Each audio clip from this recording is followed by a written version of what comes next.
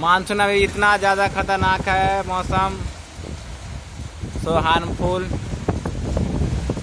देखने में तो बहुत ही ज़्यादा खूबसूरत नज़र आ है।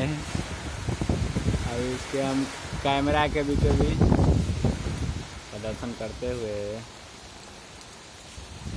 आओ।